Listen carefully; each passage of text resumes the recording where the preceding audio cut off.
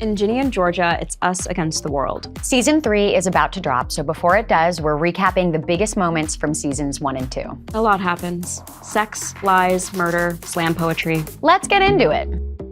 Our story starts when Georgia's husband Kenny dies of a heart attack. Poor Kenny.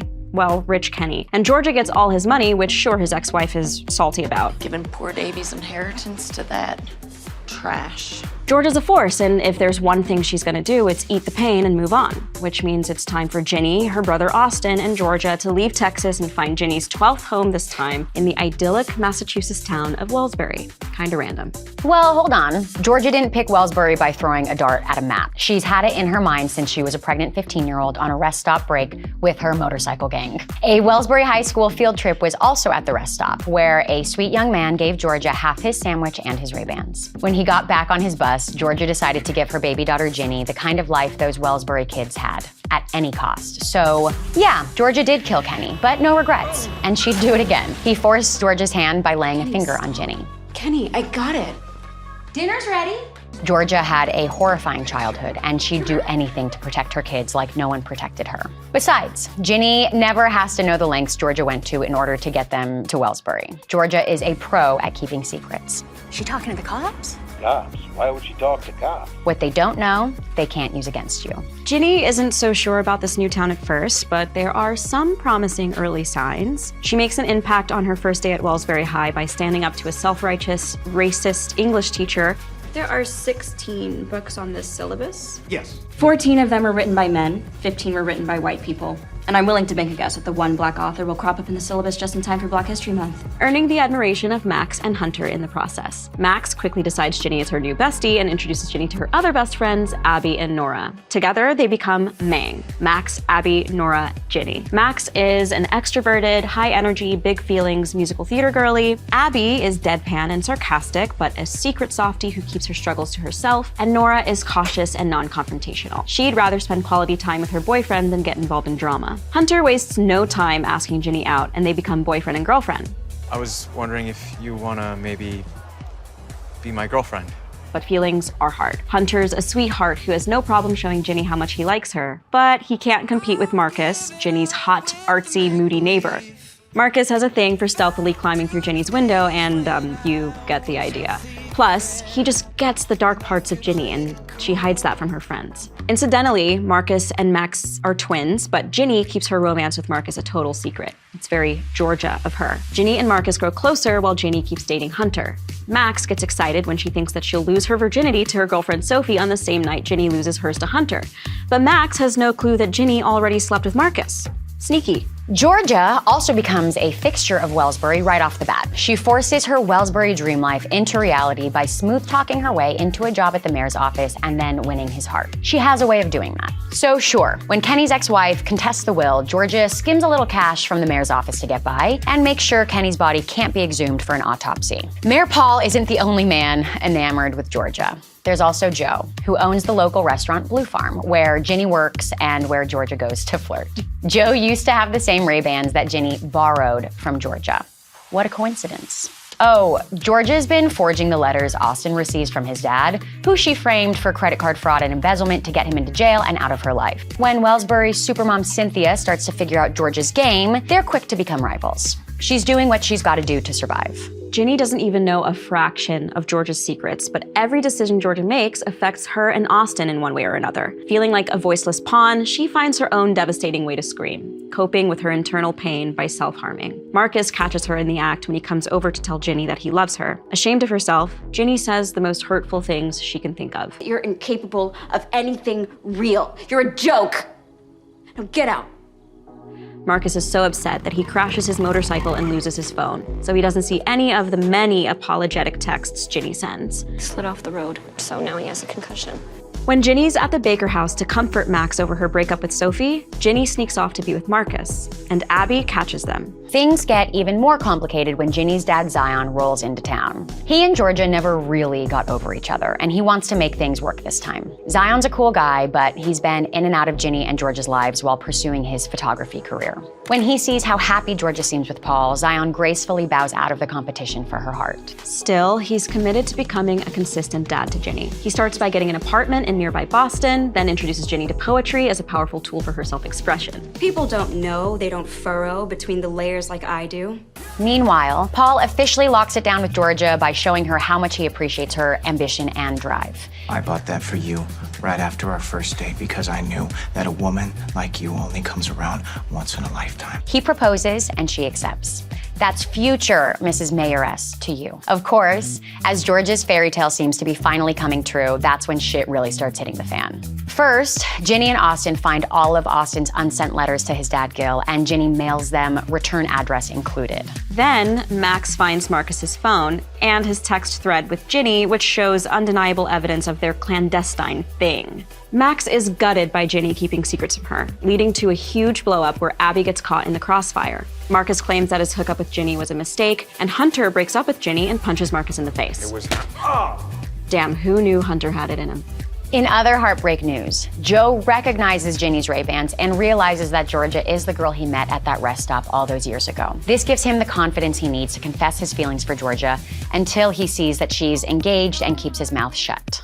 Bleak. To top that all off, a private investigator named Gabriel, hired by Kenny's ex-wife, has been poking around Wellsbury this whole time, dating Paul's campaign manager as a cover while he digs up dirt on Georgia. And he finds a lot of dirt. I think your mom is dangerous.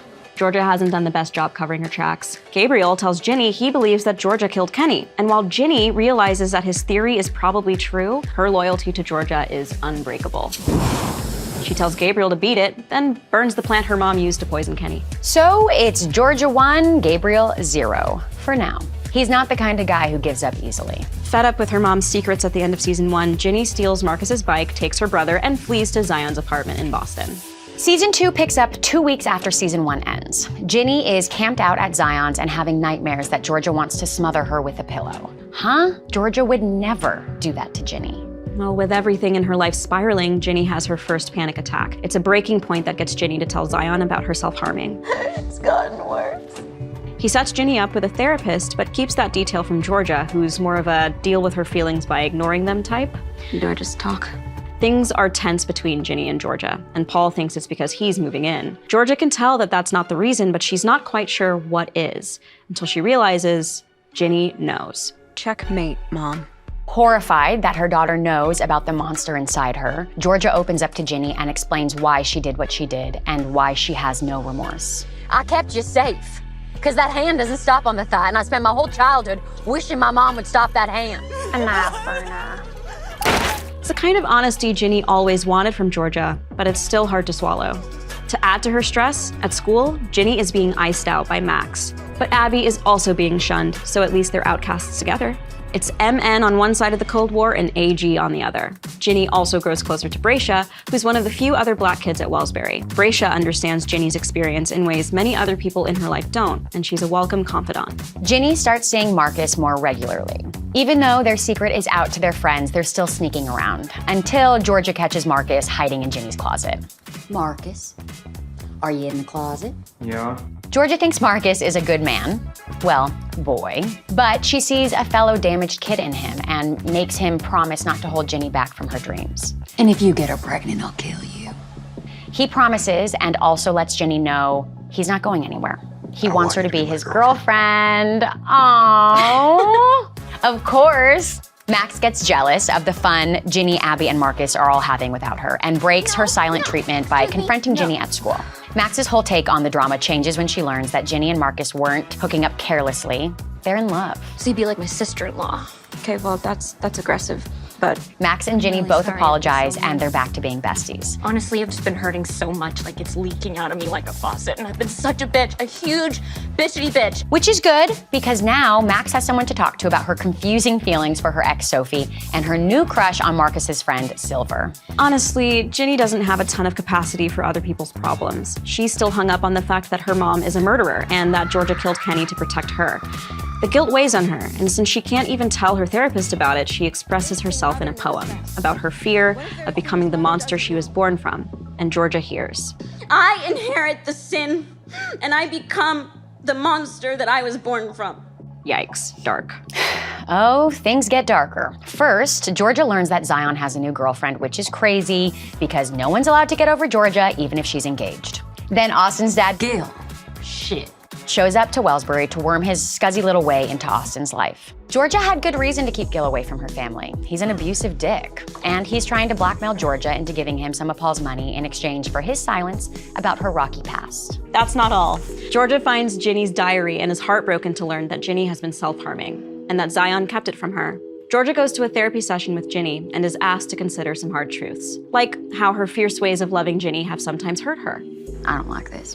And how dressing as Scarlett O'Hara for Halloween was insensitive to Ginny. Listening isn't the easiest for Georgia, but she's willing to learn. She never wants to do anything to hurt Ginny or push her away. At the same time, Marcus is distancing himself, and Ginny admits she's afraid he doesn't want to be with her. Marcus tells her he doesn't want to leave, but he also doesn't want to hold her back. He lets Ginny go with an It's not you, it's me. absolutely breaking her heart. What Ginny doesn't know is that Marcus has been slipping into depression and barely holding himself together for a while now. The truth is, Marcus can't care for himself, much less be in a relationship. Ginny's not the only one with the romance blues. As Georgia and Paul make the rounds of Wellsbury as a newly engaged couple, Georgia can't help but notice that Joe seems off. And it's not because he's spending more time with Cynthia, who has gone from Georgia's nemesis to ally to maybe even friend. When Cynthia learns that Gil was abusive to Georgia, Cynthia does Georgia a solid by making it impossible for Gil to rent an apartment in Wellsbury. Georgia feels for Cynthia, who is caring for her son Zach alone while her husband is slowly dying. Georgia offers a kind ear and hears Cynthia loud and clear when she says, I want it to be over. so while Cynthia isn't looking, Georgia gives her 2 helping hands, at least. That's how Georgia sees it. Someone who might see it another way is Austin, who witnesses the whole thing. That's only the first wild thing that happens in Wellsbury that night. When Georgia gets home, Joe visits and they have the conversation they'd been avoiding since she first arrived. Georgia acknowledges she was the girl from the rest stop, and Joe confesses his feelings for her. He asks her point blank if she's ever thought about the two of them getting together. Georgia tells the truth. But am I crazy? Am I just making it all up? Did you ever think about it? Look, you said it yourself. There's nothing I don't think of. But she's getting married to Paul. Enraged over being blacklisted by Cynthia, Gil shows up at Georgia's house and attacks her. Ginny and Austin finally see Gil for who he is, and Austin defends Georgia by shooting Gil in the arm. Whoa. Gil flees, and Georgia and Ginny and Austin cover up the evidence before Paul gets home. Before the wedding, Georgia does something really scary. Tell him all of it. But what if he doesn't want me?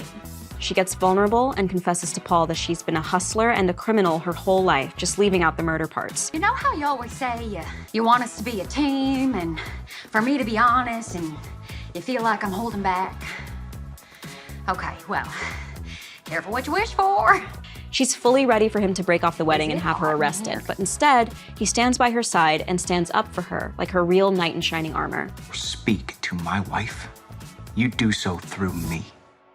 Georgia and Paul get married in front of pretty much all of Wellsbury. It's gorgeous, right out of Georgia's dreams. Until the wedding becomes a nightmare when uninvited guests crash in the most dramatic way.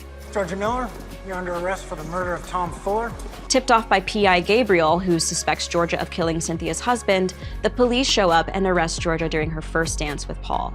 Deeply unnecessary and dramatic. And that's how season 2 ends. The craziest thing is we've only skimmed the surface. Catch up on all of Ginny and Georgia's first 2 seasons now. Then get into season 3 only on Netflix.